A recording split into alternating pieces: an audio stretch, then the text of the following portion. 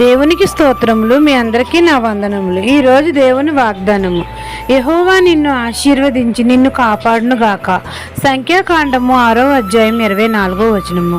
పరిశుద్ధులను మన తండ్రి అయిన యెహోవా మనల్ని ఆశీర్వదించి మనల్ని కాపాడుతానని మనతో సెలవిస్తున్నారు. మనం అందరము మన తండ్రి ఆశీర్వాదం పొందాలంటే తండ్రి చిత్తంని ఎరిగి నడుచుకోవాలి, యథార్థంగా ప్రవర్తించాలి.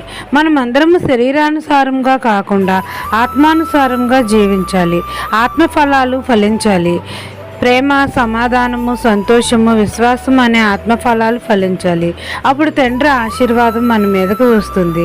మన ప్రతి పరిస్థితిలోనూ మన తండ్రి మనకు తోడుగా ఉండి మనల్ని కాపాడుతాడు. మన శత్రువుల చేతిలో నుండి మనల్ని విడిపిస్తాడు. మన పక్షాన్ని యుద్ధం చేసి మనల్ని కాపాడుతాడు. మనకు సమాధానం కలుగజేస్తాడు. ఆయన సన్నిధిని ప్రకాశింపజేసి మనల్ని కరుణిస్తాడు. యెహోవా మనల్ని ఆశీర్వదించి మనల్ని కాపాడుతాడు. దీవెనలు ఇచ్చి మనల్ని చల్లగా చూస్తాడు. ఈ దిన వాగ్దానం నా జీవితంలో నెరవేరాలని కోరుకుంటూ దేవుని సువార్త పరిచర్యలో మీ సహోదరి. ఆమెన్.